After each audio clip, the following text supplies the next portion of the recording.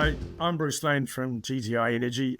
We're developing our ISR uranium project in the Southern Powder River Basin in Wyoming.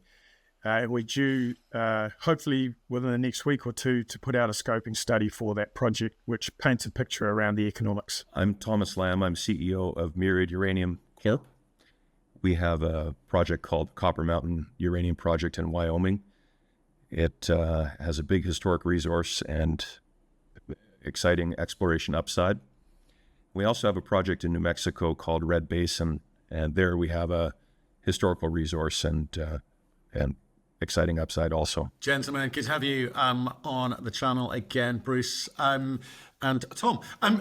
You've got something in common. You're both US projects in a US environment which seems to be screaming out for and supporting nuclear and therefore uranium.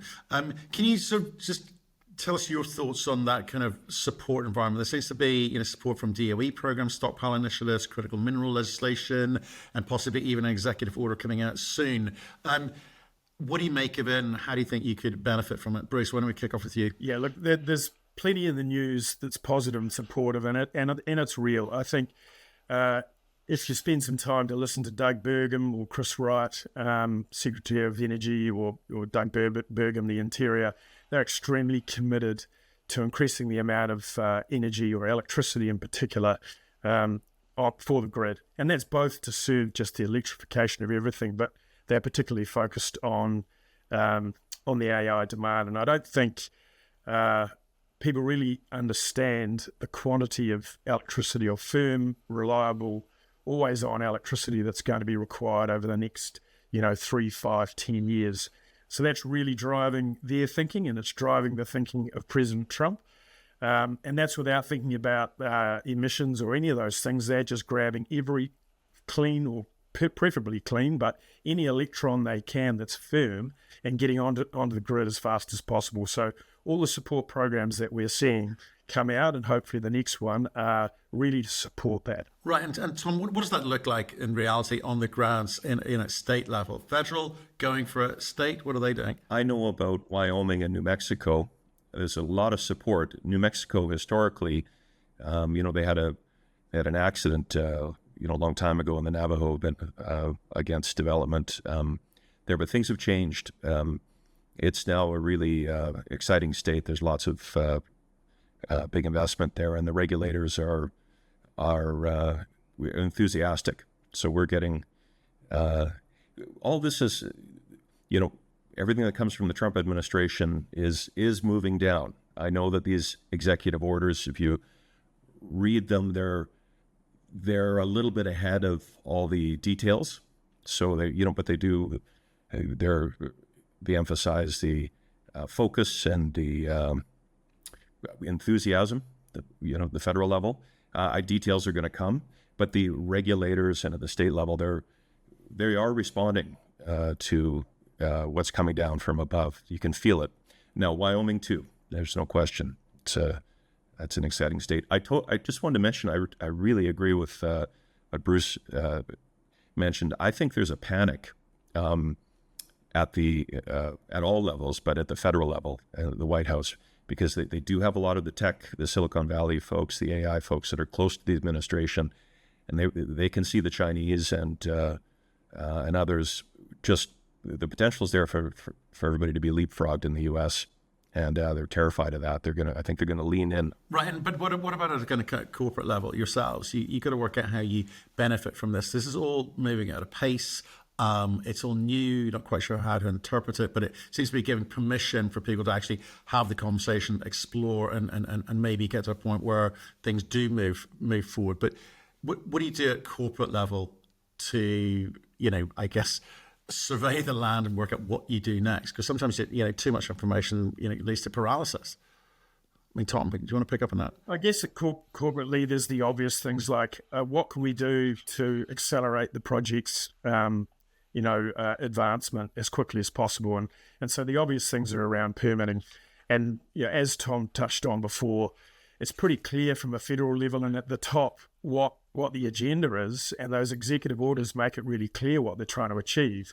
But at the state level, which is where the bulk of the permitting is managed, you've got to get the state to move, faster, I guess.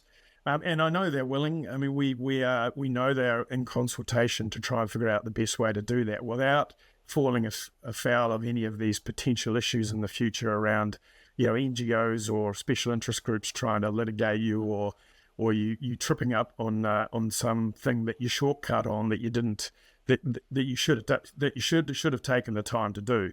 So you've still got to take the time to do all those things right. But look, I guess at the if you sort of go up the chain, you look at the corporate scene, the capital raising and the interest in the sector from money. I don't think there's any doubt that there's very significant interest out there from financial players to get involved. And it is a pretty thin, group of investable companies that serious money can get involved with. But we know the interest is out there, and it's just a matter of at what point those parties move. And I guess, the spot price is a factor in that. The uranium price is a big factor. But a big move from the Trump administration will really help cement, the financial players' interest in getting involved in the US specifically at a project level. And that's what we're looking forward to. We think there's a real opportunity for that to happen over the next, 3, 6, 9 months. We had a director, Ian Archibald. We're really sorry that we lost him, but he took a position, a very senior position at Canada Pension Plan. I think he resigned in August or September, but he stayed a close friend of the company. He had to resign in order to join Canada Pension Plan. But we've stayed in touch, and he handles the tech funds for Canada Pension Plan.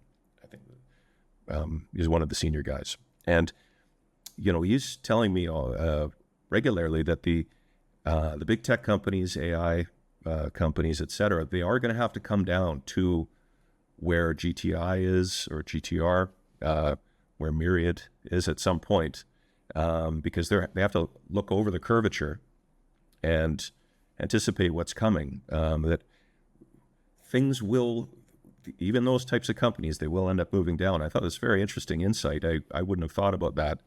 To me, they'd be focusing on the big companies, but that's going to be really exciting when that comes. What do you mean? Come down? Do you mean like physically come down there, or physically invest into to secure future supply? We have in Myriad's case, so we have Copper Mountain was advanced in the 1970s by Union Pacific Railway in cooperation with Southern California Edison, and they had a large scale conventional uranium mine plan for Copper Mountain, and did a lot of work and feasibility studies, et cetera. So, from our point of view, the uranium is there, and from Ian's point of view, and I should speak about our board now, it's possible that some of these big tech companies, et cetera, that would need the uranium, they're going to need it in 5 or 10 years. They'll come down to our level. We know the uranium is there, within the bounds of 43-101, et cetera. So that's what we're talking about. Come down to our level, and GTRs too. Even though these aren't big company. We're not big companies yet. Yeah, well, and that's our strategy, is that we've got to try and wrap a story around the project as early as possible to show the scale and the potential, show that it's investable, so that these companies can evaluate the opportunity. And as Thomas says, it's not about finding somebody who's going to be in production, in the next year or 2 years. They've got to look beyond that, because the existing cohort of producers are very small, as you know, and not everybody can invest in those companies. They can't stand the wall of money that wants to come in. So it has to flow down to the next level and the next generation of projects. And so that's what we're trying to do. That's why we're putting a scoping study around our project and showing, a pathway to economics to show those people that there are investable projects out there other than the ones that they're focused on or are focusing on. Yeah, like I think it's a really interesting time. Well, we'll come on to the supply bit in a second. You touched upon it there, Bruce.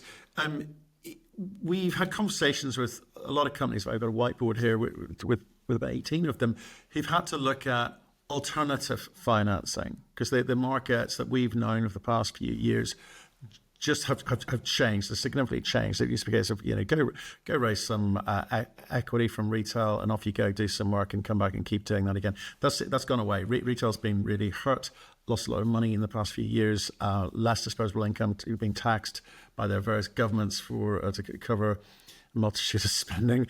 And companies are looking to new ways of funding it. In the old days, in banking days, I would have called it alternative financing, but that phrase still exists, but it's a very different type of money. So strategic investors in industry, and I guess in the case of uranium, derivatives thereof, in the sense of tech companies looking to do this. You've said, Bruce, that money will come, and you have too as well, Tom, that money will come down to us. But you guys also need to kind of step up and get after that money yourselves. Make sure that people know that you exist. Make sure that people know that you are commercial, as you were just saying, Bruce, don't you? So, I mean, Tom, do you accept that? What are you doing about it? Or do you think conventional equity raising is still going to be available for uranium juniors? Well, conventional equity is open to us, I think, as a company. Everybody thinks they're mispriced, right? So we feel like we're undervalued, et cetera. But I think we have investors and institutions, et cetera, that I think are that view us as in a good range. So it's open to us from my point of view. But I can see, alternatives, may be required, especially if things get weaker before they get stronger. This takes me to a topic, not to get us off track, but it's related. Is what is optimal right now for companies like our companies? Should we be raising and spending? Both of our companies have uranium in the ground. It's there. May not be current under 43101 in our case quite yet, and we'll see about GTR. But so what is optimal in this situation? We know uranium's coming. If you believe in the thesis, so what do? Do you need to raise a lot of money and spend it to advance your projects? Is that optimal in this context? Yeah, I'm not sure what you think there, Bruce. Yeah, I'd absolutely agree. That's an ongoing question, particularly when you believe that the valuation of the company is not where you think it should be, and that's, as you say, probably every company thinks that from time to time, and some of us for longer than others. So, how do you fund the company and to what level? And I think there's opportunities to move projects forward without spending millions of dollars on drilling. I don't know, Thomas, you've got a lot of historical data. I mean, our resource was created out of an historical database. And the work that we've done to get our scoping study out, thankfully we've been able to do that without spending too much money. And, I guess we could get our scoping study out and, I guess wait for a while. There's things we can do at a low cost to keep moving forward. Would I like to go out and spend, $3-4 million on drilling and grow the resource and improve the confidence levels? Of course I would. I mean, we all want to do that with our resources. But if it's going to take another 6 months for the environment to really start to get moving again, I mean, $70 spot, it's better than 65, but, we'd really like to see it move past term. We'd like to see, I think I heard somebody on a webinar today saying that, there's still well in excess of 100 million pounds, maybe even 150 million pounds of run rate contracting to go this year if the utilities are to keep pace with their roughly 200 million pounds annual burn rate. They're not contracting at replacement rates, so you would hope that they would come back to the market. So I think we do need to see some of those things happening. Some great announcements out of the White House will be very, very, very helpful. But we do need to see the spot price move up and hopefully the term price. And when that is baked in against that backdrop of true support at all levels of government and state in the US, and we get this continuing stream of announcements keeps going, well, then maybe that's the time to go and raise a larger amount of capital. So I guess we're always thinking about those strategies.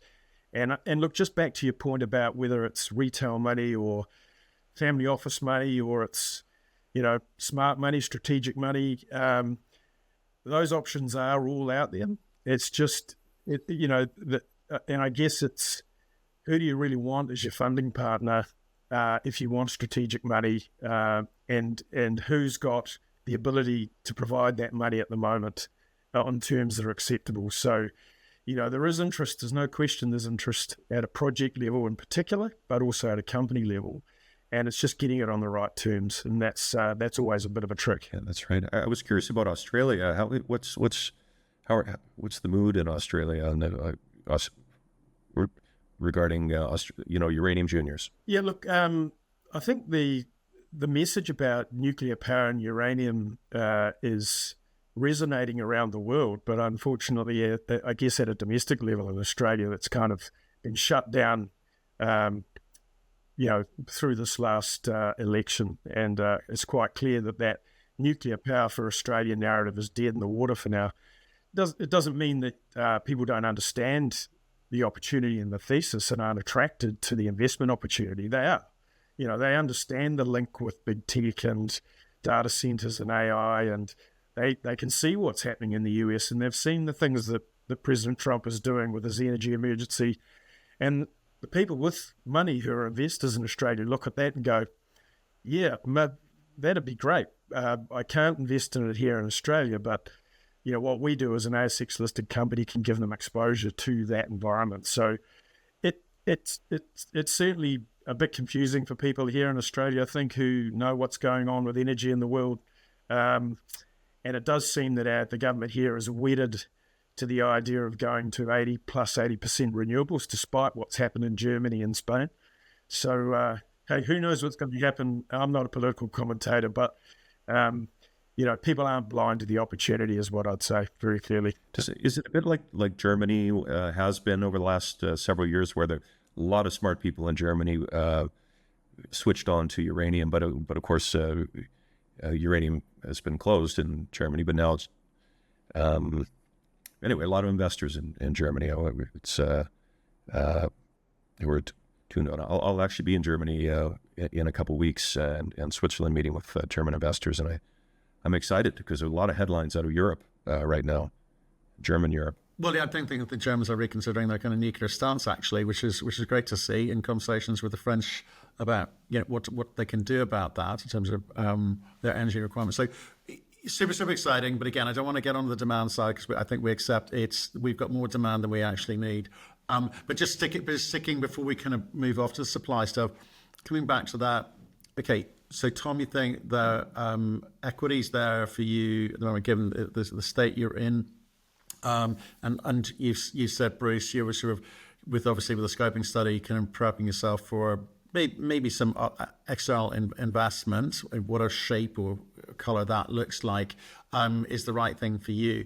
Do you think that big money is available for companies of your size? You're sort of comparable-ish sorts of size. We've seen in the past few years companies like Denison, companies like UEC, companies like, I guess to a degree, Encore Boss as well, acquisition. ISO Energy, I should mention in there, Arthur, I should mention in there. They've got rewarded for coming together of assets. In the old days, we'd have called that, pounds on the ground type strategy, but people like scale and size. For you guys in Wyoming, there's lots of kind of small players. Do you see that as part of the solution going forward, as a means of either surviving or raising the capital, or just actually building up something of substance that the government can take note of? How would you play it?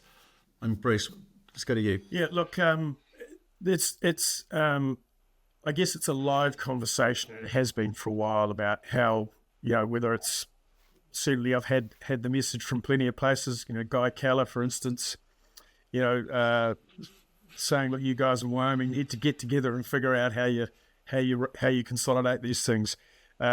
Wish life was that simple. It's you can't put together two companies and always expect 1 and 1 to equal 3. Sometimes it equals 1.5. And, we certainly don't, you don't do those sort of things lightly if you're trying to look after shareholders' long-term interests. And, we've been at it for a few years. And so if we're going to go in with a partnership, then it has to be the right partnership. And I think a lot of that comes down to valuations. It doesn't matter what the rationale is if there has to be a right valuation scenario for the companies come together, and also everyone has to raise money. You can't put two companies together and just sit on assets. You've got to raise enough money or have enough money to be able to actually invest in those assets and take them forward. And if there's paper in the transaction, it's all about the quality of that counterparty paper. So, yeah, it's kind of obvious that there's an opportunity, but the details really matter. And we'll see what happens over the next 3, 6, 9 months. But the conversations are certainly live. I agree. I think we're going to be the questions are going to be put to us to our boards, GTRs and Myriads, sooner than we think. We're going to have to, so we can if it's a small premium that we're offered, I think we can just the board can say no thank you. But if it's big enough, then we're going to have to put it to shareholders at some point. I have a feeling that there'll be some of these bids over the next 12 months when we're going to have to decide, and shareholders are going to have to decide if they're going to take them. I think there will be some M&A. Yeah, I mean, I think the interesting thing about in the market at the moment, it's not necessarily just uranium, all metals, is the quality of the pairing, the valuation of that pairing, and whether or not that valuation is based on sentiment or fundamentals, does have an impact on maybe future success a little bit. With regards to some of the money that's around, obviously there's a kind of uranium investors. You mentioned Guy Keller's group there, Bruce. But generalists looking at this, are they looking for scale, or are they looking for certainty, or does it come down to, well, maybe, to Tom's point, it's just individual technology companies will be looking to secure their own future, and it'll be done on a kind of vertical needs basis rather than sort of broad allocation of capital to the sector. What do you think, Tom? I think we may see some groups out of East Coast U.S. This is beyond the Sachem Cove and sort of other groups around them. We may see some other groups come out and get funded and engage in some roll-ups and some M&A, and that'll be something different. So different than we're used to. This different than the uranium juniors or the big companies, or there might be something new coming out.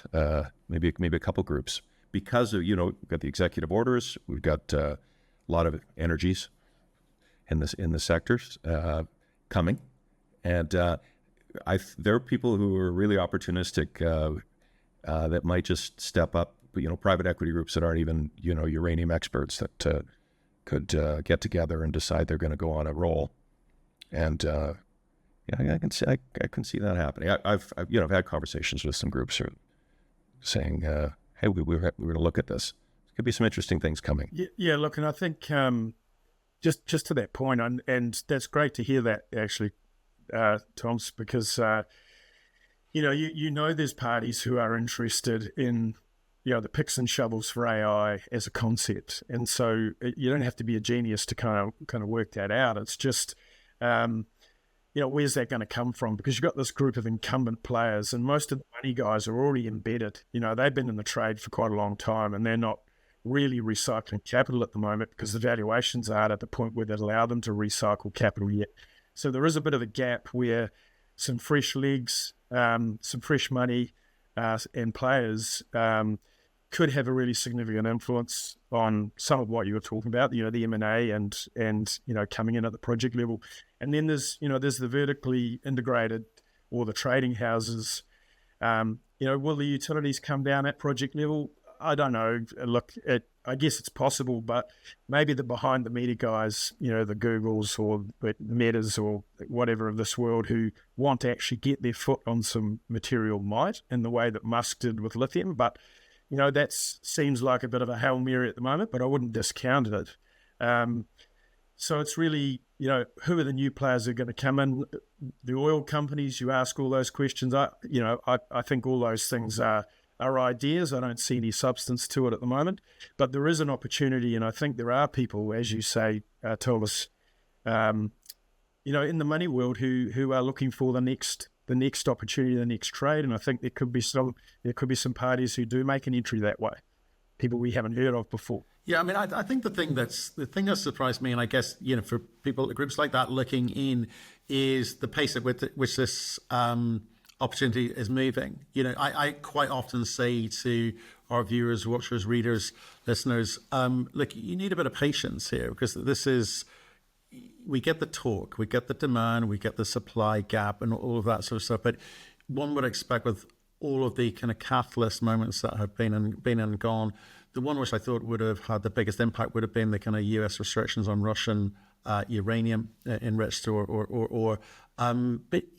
it's moved slowly, let's say, in a sort of very pedantic way as well, in terms of, well, what are the actual terms, and, you are friends of ours, you are not friends of ours. All of this sort of combative adversarial type language has been used, and no real kind of clear supply lines, other than everything from Kazakhstan seems to be heading east. So I just wonder, are you surprised at the pace which the market has, the U.S. Sanctions on Russia has moved? Would you have expected a more immediate return, sustained return for U.S. or North American kind of supply companies like yourselves? I mean, Bruce, how do you call it? Yeah, it's that part of it's been frustrating, because there has been this avalanche of, I guess you could describe them as catalysts. And I know Mike Halpin was giving a bit of a lecture on conditions the other day, and saying, he doesn't look for catalysts, he looks for market conditions, and the conditions are,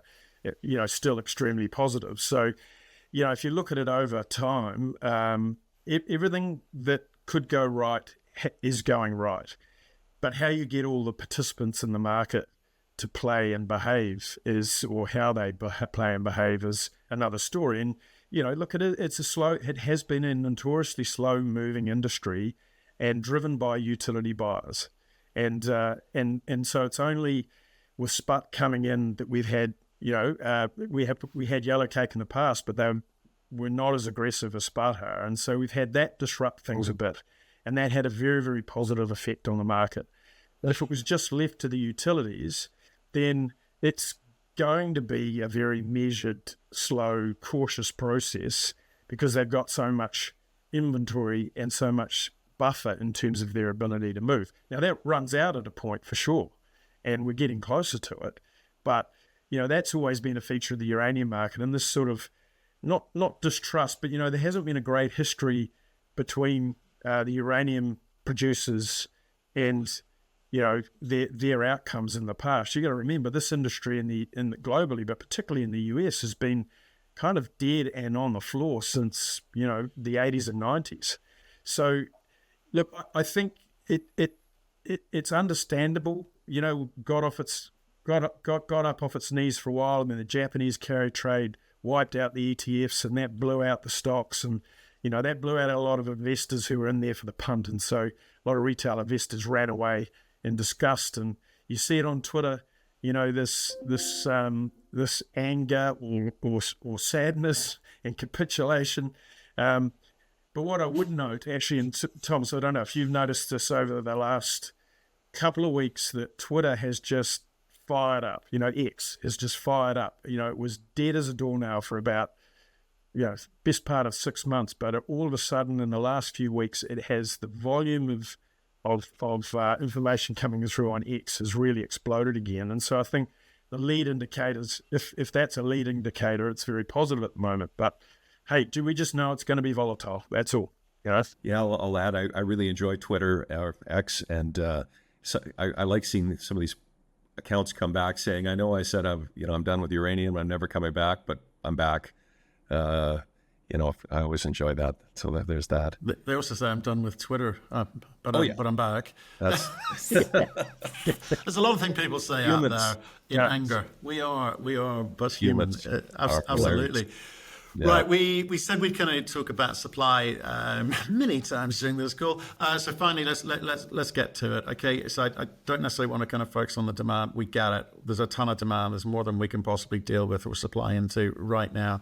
So coming back to the beginning again, US projects wanting to supply into a US market, that's got to help you for sure. But how does each of your companies play this? Right, Bruce, you're coming at it from we're doing a scoping study, and then we kind of got to work out how we spend money, how much money we spend, and when we move this forward. So timing is really, really important to you. But it sounds like you're keen to demonstrate that you can produce.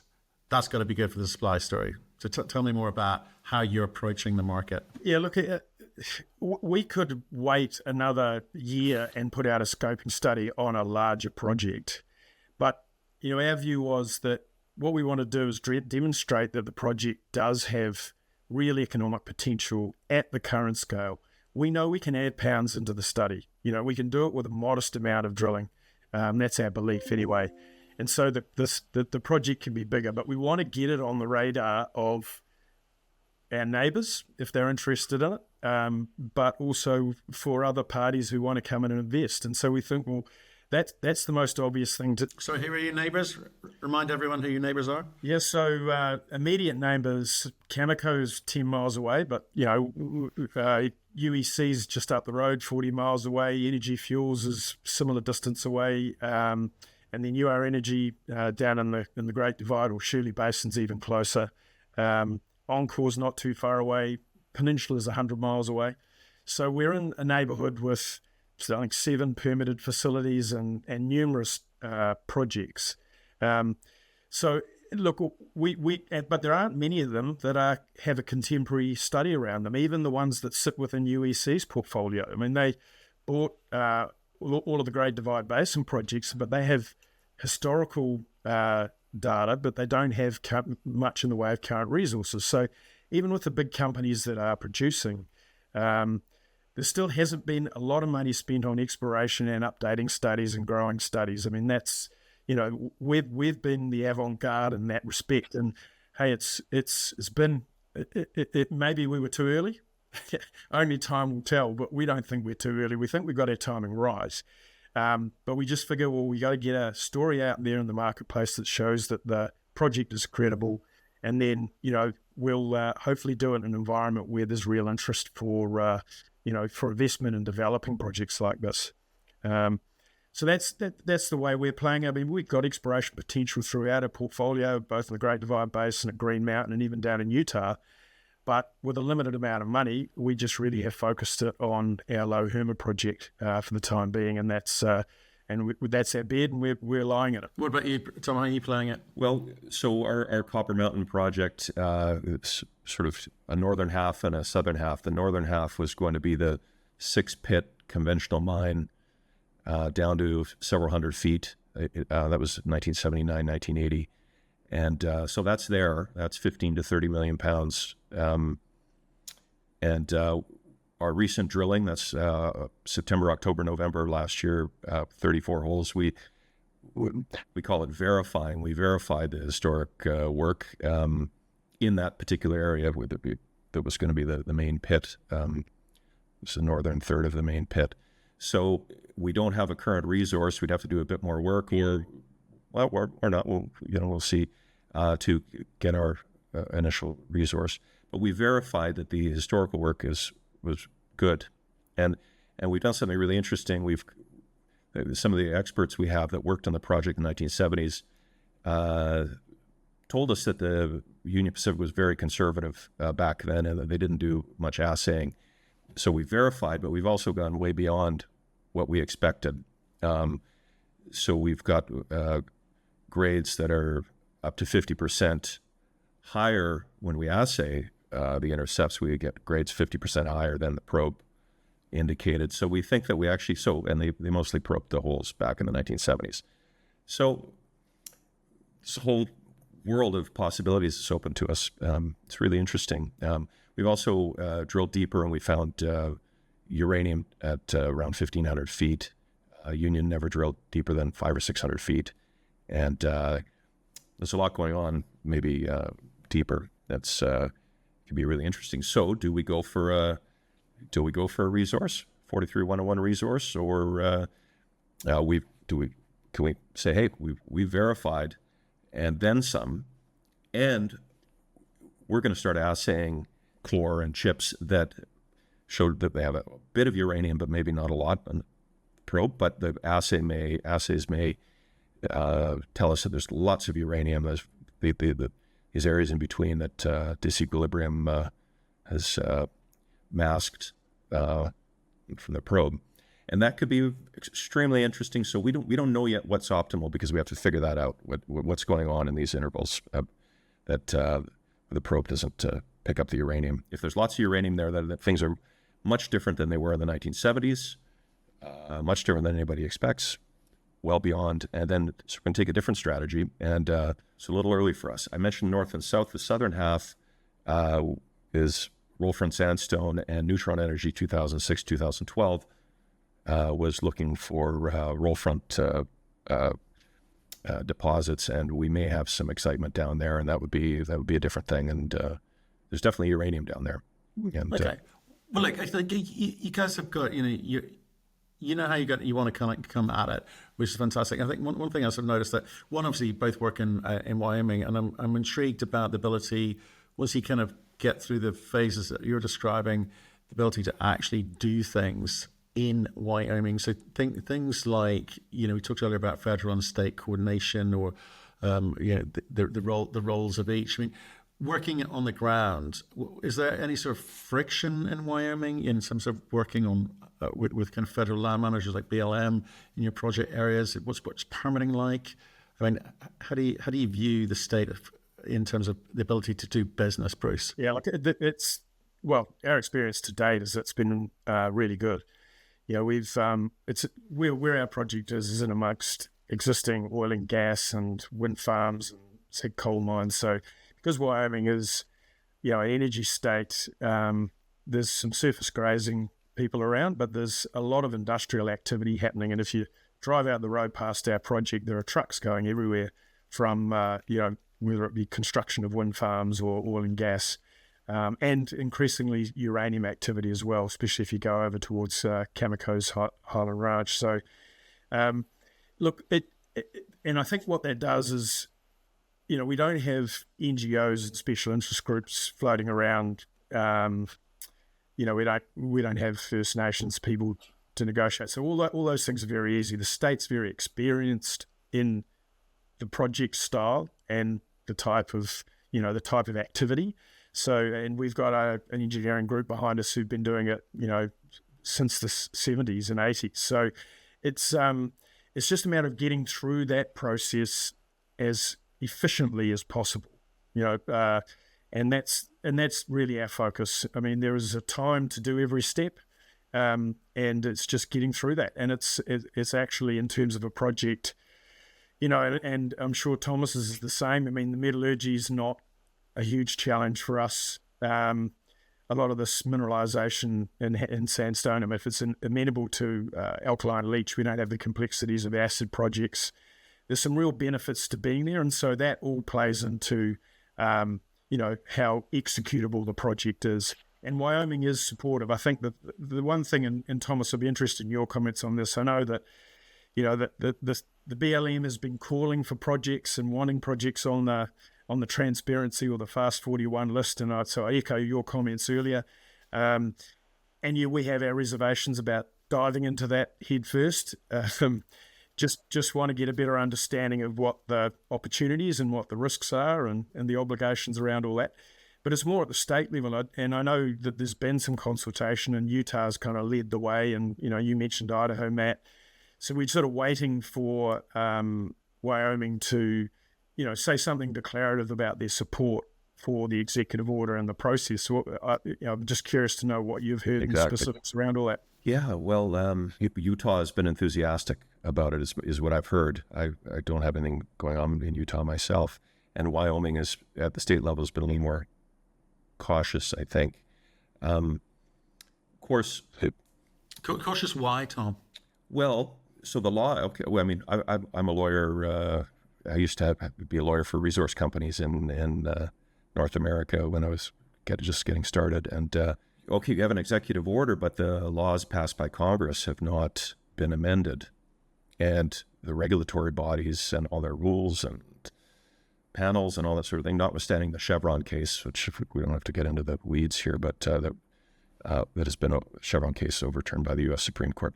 The risk is there that there'll be lawsuits if you don't go through all the don't go through all the steps that we're used to going through, culture, wildlife, etc. And so I think some state regulators are cautious. They say, well, okay, wait a second, if you rush headlong, there's a chance you'll get sued later if you don't do everything you normally do. And that's why I view these executive orders as more of a signal that the White House is really aware, and they're fully behind nuclear. They're going to do everything they can. It's they're almost like declarations, and these aren't laws. The executive orders aren't laws, and so they're kind of signaling that the enthusiasm, and so that's why I think the state, some of the regulators are cautious about it. And it's actually a bit of more like they're giving the companies advice, like just be aware that if you sign up for this, I think it's the fast tracking is especially good for bigger companies that have they're about to they want to get a mine permit or something like that. I think fast tracking for the juniors. It does save you a couple months potentially, but you're going to have to interact with the state regulators, and they want to make sure you do all the things the right way. If there are, you should be doing these surveys, ecological surveys, et cetera, culture surveys. What do you think, Bruce? Oh, look, I absolutely agree with everything you said. I think the reason Wyoming's being cautious is because they're being smart. They've been doing this for a long time, and they know how the world works. They've got a couple of issues to consider. I mean, if they want to process more projects more quickly, they need more staff. And that doesn't happen without the state government providing more funding. And to date, they haven't done that. There was a proposal at the last budget to do that, but they didn't do that. So there's that factor. And as you say, look, there are some of these permits, and look, the cultural surveys and the wildlife, and we've done them all anyway. I mean, they're not a big impost. They're not hard. You've either got endangered species or you haven't. And if you've got them and you ignore them or do something around them, you're lining yourself up for a hiding, and that's just dumb. So that's not the challenge. The challenge is more around, in our case, we got to get an aquifer exemption to be able to utilise the aquifer for our mining process. Now, UR Energy just got theirs the other day to expand Lost Creek, and that's good, but they didn't use the accelerated process. So my understanding is that was just in the normal course of business for them. And the thing about that permitting process for us is we've got to establish a base level for the groundwater to be returned back to its level. So we don't want to shortcut that process, because that could impact the liability for our reclamation and restoration program. So we want to do that properly. We don't want to skimp on that. All we want is for the regulator to turn stuff around, at least within their mandated timelines for processing permits. And I think my understanding is they're all very committed to turning things around quickly, and that is a huge win. Taking a month or two off here and there is a huge win. And maybe there are some things they can speed up around plan of ops. There's a public consultation part of that. I don't think they're going to get away from that. I think you're still going to need to do that, because if you don't, you do run the risk of being challenged by an interest group or a landholder or somebody. So, yeah, look, but I think in general, Wyoming's a very experienced resources state across a whole range of commodities, and a great jurisdiction to be working in. All these other things about executive orders are helpful and supportive, and we're excited by it because it just means we can potentially get things done faster. We won't be taking any shortcuts. So I think it's a very professional jurisdiction. And Bruce, you've probably I've worked all over the world, all sorts of different types of places. I disagree with people who say, "Oh, it's great, you can just get right to work in this jurisdiction and start mining tomorrow if you want, type of thing. I would much prefer to have professional regulators that you interact with, so that everything's done the right way from start to finish. And it takes a little bit of time. It's all right. I just think you have a much better outcome long term for investors, for the company, and for investors. And that's what you get in Wyoming is professionals that you interact with. So I really appreciate it. Okay, so we're hearing that. Okay, federally, the Trump administration is sending the right signals. These executive orders across a multitude of different areas, and hopefully one maybe the end of this week, next week, will help. We're hearing that at a state level, they're pretty much saying, look, we'll get out of your way. We're not going to put up barriers here, but you've got to do things the right way. And we may be able to expedite certain aspects of this, and the company will choose which route they want to go down. But state level, what can they do? And I'm talking there in terms of, distinct infrastructure tax or permitting incentives. What are they doing to help financially? Getting out of your way or making the admin a bit easier is one thing, and it's helpful because time is money. But are there any sort of financial incentives being put up, or has that got to come from federal as well? I mean, Bruce, you sort of referenced it there. Yeah, look, I'd be interested in anything that Thomas has heard, but we're not aware of anything specific at the exploration level that is like there's no drilling incentive like there is in even in Western Australia. There's been a drilling incentive. There's no flow through financing facility like there is in Canada. Look, a couple of things that they could do is turn around our drilling bond money faster and not hang on to it for 18 months. I mean, that's we can use a surety to mitigate the cash flow effect of that, but it would be good if they would turn that around faster and allow us to roll bonds over more easily. And I believe they are heading in the right direction on that sort of thing. But as far as any direct incentives, look, I'm not aware of anything, and I'm not aware of any discussions about anything either.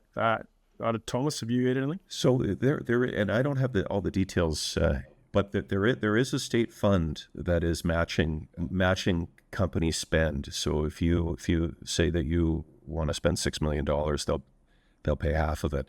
However, I'm not prepared with the details here. I wish we're learning more about it. So I'll circle back to both of you about it in the future. Yes, please. That'd be that's good news. Yeah, there's something good.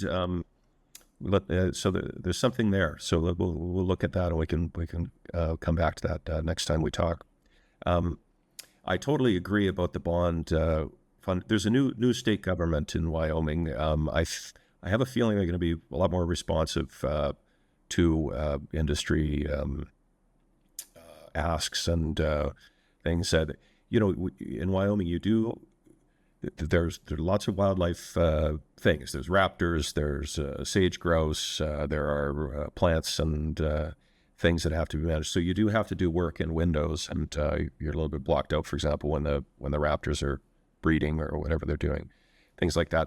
Now, a lot of those restrictions and constraints, well, I think they're going to get looked at and compressed a little bit, so they're kind of fine-tuned, which will be helpful, because if you if there are big buffers on either end of these, some of the timing, then that shrinks are available.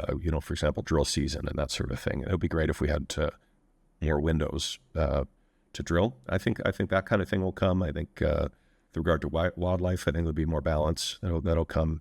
I think the new state government's going to be even more pro-resource, and it's already a great jurisdiction. Okay, well, I think there's something called the Energy Matching Fund in Wyoming.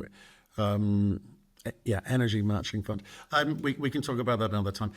Well, gentlemen, we better wrap up, because I'm just very concerned that, one, it's going to be getting late there for Bruce, and two, I know you've just arrived at your hotel and you probably want something to eat, Tom. So why don't we wrap this up? Bruce, give us the 30-second reasons why investors should be looking at GTI Energy as an investment. Yeah, look, I think the time is right now. I think we're on the cusp of a real move in the uranium market. I think we've got a project that will show positive investment outcomes. And look out for the scoping study. We should have it out in the next week or two. And, we think there's some real upside in their share price at the moment. Myriad has 2 projects, Copper Mountain in Wyoming and then now Red Basin in New Mexico. The Copper Mountain project, a big historic resource that was going to be mined by Union Pacific and Southern California Edison. But Union Pacific drilled the periphery of that core area and estimated that there's at least 65 million pounds, probably significantly more than that. So there's lots of upside at Copper Mountain. So you have the mine plan, historic resource, and then big upside, and more surprises coming at Copper Mountain. So it's cool. Red Basin is interesting. High grade at near surface. Under 43101, I'm not supposed to say high grade. However, it's 1700 to 3100 ppm at surface in sandstone, and that's going to be an exciting project too. So good stuff in Myriad. Gentlemen, thank you very much. Bruce Lane, GTI Energy. I appreciate your time as always, and your insight. Tom Lamb over at Myriad Uranium as well. Super conversation, super insightful, very, very different from what we normally see being chatted about on the boards, etc. So I appreciate your time today. Thank you very much. Thank you, Matthew. Thanks. Good to Thanks, see you, Bruce. Matt. Yeah, you too, Tom. See you soon.